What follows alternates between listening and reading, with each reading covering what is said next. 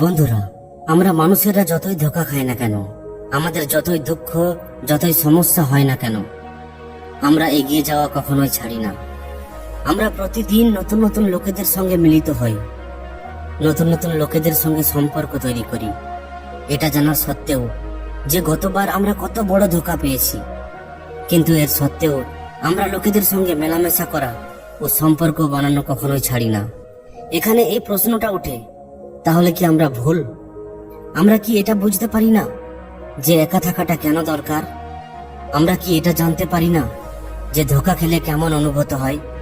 তাহলে আমরা একা থাকা কিভাবে শিখব? যদি আমরা আজকের যুগের কথা বলি, তাহলে বিজ্ঞান অনেক দূরে এগিয়ে গেছে। বিজ্ঞানের সাহায্যে আজ আমাদের কাছে ওই সমস্ত সুখ সুবিধা আছে যাতে আমাদের যে কোনো কাজ খুব সহজেই হয়ে যায়। কিন্তু অপরদিকে যদি আমরা বাস্তবকে দেখার চেষ্টা করি, তাহলে এই বিজ্ঞানের সাহায্যে আমাদের কাছে মনোরঞ্জনেরও হাজারটা নতুন উপায় আছে, যে কারণে আমরা নিজেরাই নিজেদের সঙ্গে সময় কাটানো ভুলে আমাদের মোবাইল ব্যবহার করা শুরু করে দিই। হয় আমরা কারোর সঙ্গে কথা বলতে মত্ত থাকি, না হয় আমরা এমন কোনো জিনিস দেখতে মত্ত থাকি যেটার থেকে আমরা কোনো জ্ঞান অর্জন করতে পারি না, যার জন্য আমাদের সময়ও সম্পূর্ণভাবে নষ্ট হয়ে চলে। কিন্তু আমরা এর এতটুকু আভাস পাই না। আর এইভাবে সময় কাটাতে কাটাতে আমরা এটা পর্যন্ত ভুলে গেছি যে একা থাকাটা কতটা জরুরি, নিজের সঙ্গে সময় কাটানো কতটা জরুরি, নিজের আপনজনদের সঙ্গে সময় কাটানো কতটা জরুরি। আর এখানে এই প্রশ্নটা ওঠে, তাহলে আমরা নিজেদের সঙ্গে একাকিত্বের আনন্দ কিভাবে নিতে পারি? নিজের সঙ্গে আমরা কিভাবে সময় কাটাতে পারি? আর যদি আমরা নিজের সঙ্গে একা থাকি, তাহলে আমাদের কি কি লাভ হতে পারে? এই সমস্ত প্রশ্নের জবাব আমরা এই কাহিনীটির মাধ্যমে জানতে চলেছি। কাহিনীটি অবশ্যই শেষ পর্যন্ত শুনবেন, তবেই আপনি জানতে পারবেন যে একা থাকা আমাদের জন্য কতটা জরুরি। অনেক সময় আগেকার কথা, এক নগরে এক খুবই ধনী ব্যক্তি থাকতেন। তিনি খুবই ধনী ছিলেন, এর সঙ্গে সঙ্গে তিনি খুব সংবেদনশীলও ছিলেন। তার কাছে এত ধন সম্পত্তি ছিল, যদি তার 7 পুরুষও বসে বসে খাওয়ার চেষ্টা করে, তাহলে ওই ধন কখনোই শেষ হতো না। ওই ব্যক্তির কাছে সমস্ত সুখ সুবিধাও ছিল, কিন্তু ওই ব্যক্তি খুবই করুণাবান ছিলেন, দয়াবান ছিলেন। কোনো ব্যক্তিকে সাহায্য করতে পিছিয়ে যেতেন না। যখনই কোনো ব্যক্তি তার কাছে সাহায্য চাইতেন, তিনি কখনোই তাকে ফেরাতেন না। ওই ব্যক্তির দ্বারা যতটুকু সাহায্য করা সম্ভব হতো, ততটুকু তিনি করতেন। এই কথা ধীরে ধীরে সম্পূর্ণ গ্রামে ছড়িয়ে পড়ে। আর এরপর সবাই ওই ধনী ব্যক্তির থেকে ফায়দা নেওয়ার চেষ্টা করতে শুরু করে। লোকেরা ওই ব্যক্তির কাছে গিয়ে জেনে বুঝে দুঃখী হওয়ার নাটক করতে শুরু করে, যাতে করে ওই ধনী ব্যক্তিটি তাদের কিছু ধন দিয়ে দেন। আর ওই ব্যক্তি এতটাই দয়াবান ছিলেন যে তিনি ওই সমস্ত লোকেদের কথাগুলি বিশ্বাস করে নিতেন এবং তাদের কিছু না কিছু সাহায্য অবশ্যই করে দিতেন। আর ওই ব্যক্তির সব সময় এটাই মনে হতো যে তিনি ওই অসহায় মানুষদের সাহায্য করছেন, যাদের সত্যি সত্যি তার সাহায্যের দরকার, যে কারণে তার মন খুবই শান্ত থাকত এবং তিনি মনে মনে খুবই খুশি হতেন। ধীরে ধীরে এইভাবেই অনেকগুলো দিন কেটে যায়। ওই ধনী ব্যক্তির এক বন্ধু ছিলেন।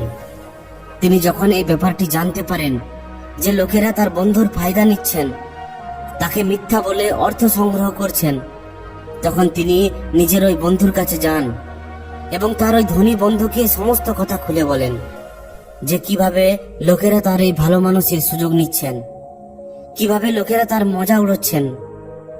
যখন ধনী ব্যক্তিটি তার বন্ধুর কাছে এই সমস্ত কথা শোনেন, তখন তার বিশ্বাসই হয় না। তিনি ভাবেন যে আমাকে নিজেকেই এর আসল সত্য তদন্ত করা দরকার। এরপর তিনি যখন এটার তদন্ত শুরু করেন, তখন তিনিও দেখেন যে লোকেরা তার এই ভালো মানুষের ফায়দা নিচ্ছেন। এটা যখন তিনি জানতে পারেন, তখন তিনি মনে মনে একটা গভীর আঘাত পান। তিনি খুবই দুঃখ পান। ওই সময় ওই ধনী ব্যক্তির সঙ্গে অনেকের বন্ধুত্বের সম্পর্ক গড়ে উঠেছিল। তাদের মধ্যে কিছু বন্ধু সত্যিকারের ছিল, আর কিছু বন্ধু ছিল নকল, মিথ্যা। তাদের মধ্যে কোন কোন বন্ধু সত্যিকারের আর কোন কোন বন্ধু মিথ্যা, এটা জানা ওই ব্যক্তিটির পক্ষে খুবই মুশকিল হয়ে উঠেছিল, কারণ তিনি এখন সব সময় ভিড়ের মধ্যে ঘিরে থাকতেন। তার সত্যিকারের এবং মিথ্যা বন্ধুরা তাদের ঘিরে রাখতেন। যখন তিনি তাকে ধোঁকা দেওয়ার এই ব্যাপারটি জানতে পারেন, তখন তিনি এটা সিদ্ধান্ত নেন যে তিনি এখন থেকে একাই থাকবেন। না তো তিনি কারোর সঙ্গে ভালো বন্ধুত্ব রাখবেন, আর না তো তিনি কাউকে বেশি সময় দেবেন। ধীরে ধীরে যে সমস্ত মানুষ তার কাছে সাহায্য পাওয়ার জন্য আসতেন তাদের বাড়ির গেট থেকেই ফিরিয়ে দেওয়া হতো, এটা বলে যে এখন তিনি আর কারোর সঙ্গে দেখা করতে চান না। ধীরে ধীরে এইভাবেই সময় কাটতে থাকে। আর যে সমস্ত লোকেরা ওই ধনী ব্যক্তির বাড়িতে সাহায্যের জন্য যেতেন তাদের খালি হাতেই ফিরে আসতে হতো। এইভাবেই অনেকগুলো দিন কেটে যায়। এরপর সময়ের সাথে সাথে ওই ধনী ব্যক্তিটির তার বন্ধুদের কথা মনে পড়তে থাকে, যাদের সঙ্গে বসে তিনি আনন্দ করতেন, গল্প করতেন। এখন তাদেরই কথা মনে পড়তে শুরু করে। আবার হঠাৎ করে তার এটাও মনে পড়ে যায় যে কিভাবে তার ওই বন্ধুরা তার সুযোগের অপব্যবহার করেছে, তার ভালো মানুষের মজা উড়িয়েছে, কিভাবে তাকে বোকা বানিয়েছে এবং মিথ্যা নাটক করে তার কাছ থেকে কত অর্থ ঠকিয়ে নিয়েছে। এটা ভেবে তিনি আবার না তো কোনো বন্ধুর সঙ্গে দেখা করতে চান, আর না তো তিনি কোনো বন্ধুর সঙ্গে থাকতে চান। তিনি এখন শুধুমাত্র একাই থাকতে চান, যার কারণে তিনি এখন সৎসঙ্গে যাওয়া শুরু করে দেন, যাতে করে তার মন লাগে, যাতে করে তার ভালো অনুভব হয়। ওই সৎসঙ্গে তিনি অনেক ধরনের জ্ঞানের কথাও শিখতে শুরু করেন। ধনী ব্যক্তিটির সেখানে গিয়ে খুবই ভালো লাগে। তিনি আগের মতোই আবার খুশি ও আনন্দ অনুভব করতে শুরু করেন, যে কারণে তিনি প্রতিদিন ওই সৎসঙ্গে যাওয়া শুরু করেন। সেখানে তিনি অনেক ধরনের উপদেশ শুনতে থাকেন, সেগুলো তিনি তার জীবনে প্রয়োগ করতে শুরু করেন। এমনিতেই তিনি অনেক ধনী ছিলেন, কিন্তু তার সত্ত্বেও তার মনের মধ্যে আনন্দের কোনো উচ্ছ্বাস ছিল না। ওই সৎসঙ্গে যখনই জ্ঞানের কথা হতো তখন সেগুলো তিনি খুবই ধ্যান দিয়ে শুনতেন। এত বেশি জ্ঞানী হওয়ার সত্ত্বেও তিনি অন্তর থেকে সম্পূর্ণ আলাদা ছিলেন, যে কারণে তার সম্পূর্ণ জীবনে আনন্দের কোনো উচ্ছ্বাসই ছিল না। তিনি যে সৎসঙ্গে যেতেন সেখানে বেশিরভাগ সময়ই ধ্যানের উপর চর্চা করা হতো, কিন্তু ওই ধনী ব্যক্তিটি ধ্যানের ব্যাপারে এখনো পর্যন্ত কিছুই জানতেন না। এমনকি তিনি এটা পর্যন্ত জানতেন না যে এই ধ্যান আসলে কি।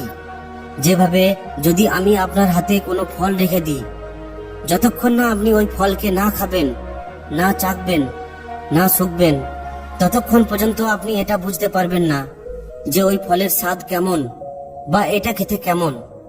ঠিক ওইভাবেই ওই ধনী ব্যক্তিটির ওপর সেটাই প্রযোজ্য হয়। এমনিতে তো তিনি অনেক ধনী ছিলেন, আর তিনি তার জীবনে অনেক কিছু অর্জনও করেছিলেন। তিনি খুব জ্ঞানীও ছিলেন, কিন্তু তিনি এখনো পর্যন্ত ধ্যানের মাহাত্ম্য বুঝতে পারেননি। একান্তে থাকা কাকে বলে, একাকিত্বে থাকা কাকে বলে, এই সব কিছুর ব্যাপারে তিনি জানতেন না। এরপর একদিন যখন ওই ব্যক্তি সৎসঙ্গে যান, ঠিক তখনই সেখানে এক বৌদ্ধ ভিক্ষু আসেন। ওই বৌদ্ধ ভিক্ষু খুবই জ্ঞানী ছিলেন।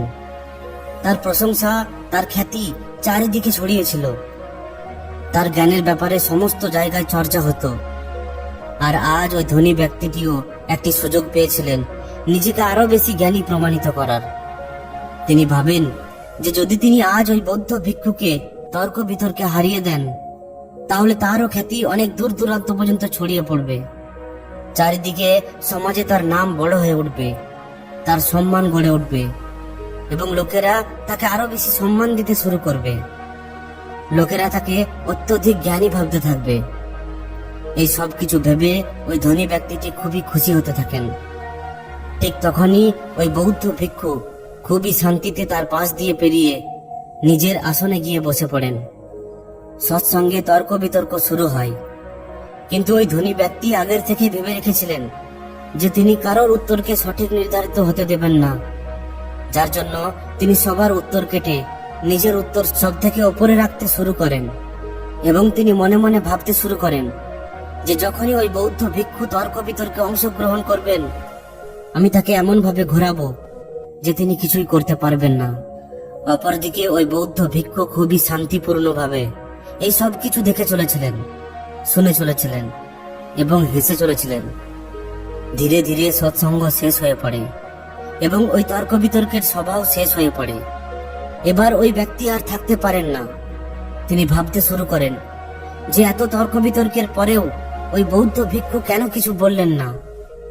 ওই ধনী ব্যক্তিটি ওই বৌদ্ধ ভিক্ষুর কাছে যান এবং তাকে জিজ্ঞাসা করেন যে হে মহাত্মা, আমি আপনার অনেক চর্চা শুনেছি, আমি আপনার ব্যাপারে অনেক কথা শুনেছি, কিন্তু আপনি তো এখানে কিছুই বললেন না। আপনি তো শুধুমাত্র চুপচাপ বসে বসে এই সমস্ত কিছু দেখতেই থাকলেন। আপনি কি আমার কথাগুলি বুঝতে পারছিলেন না, নাকি আপনার এটা মনে হচ্ছিল যে আপনি আমার সঙ্গে তর্ক বিতর্কে হেরে যাবেন?